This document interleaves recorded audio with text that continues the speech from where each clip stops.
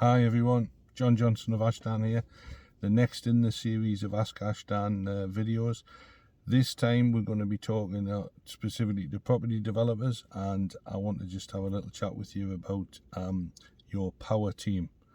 Now this is something that I've seen quite a lot of posts about on LinkedIn recently, so I just wanted to put my thoughts out there on this. What is a power team? So effectively, a power team are the expert professionals that you surround yourself with as a property developer.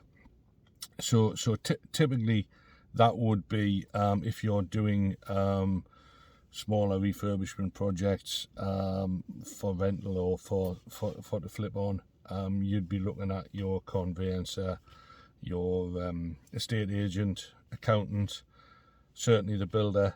There may be a need to have an architect on board, perhaps, depending on the size and nature of what you're doing, but they would be the professionals you would surround yourself with. Looking at going to larger projects, then this is a different power team altogether, quite frankly. I mean, there may be some commonality between the particular individuals, but it's highly likely that this power team will be a different team of people, and similar roles, and also supplemented by additional roles. So larger projects, what I would call real construction projects, as opposed to refurbishment and flips.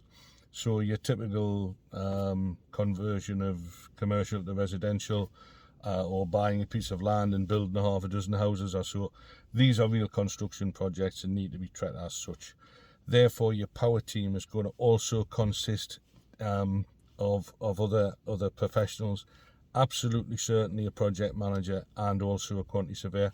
The architect may not be the same architect as you've used for your smaller stuff. The estate agent, land agent, solicitor particularly, may not be the same person, because conveyancers are not necessarily the right solicitor or lawyer for larger deals. So the moral of the story really is that this is 10x. You know, we've all heard the terminology of 10x. This is 10x your basic power team. The risks are much greater. The figures are much greater. The rewards potentially are also much greater, but you need the right people around you. So who are they? Well, I've mentioned the typical professionals that you would need, but you need people who know what they're doing. You need people who are experienced in this type of work. You need people who are qualified to do what you're asking them to do, and you need to be researching these people properly and picking up, testimonials and references from other clients. So it's vitally important that you have the right team around you. As the saying is, don't try this at home.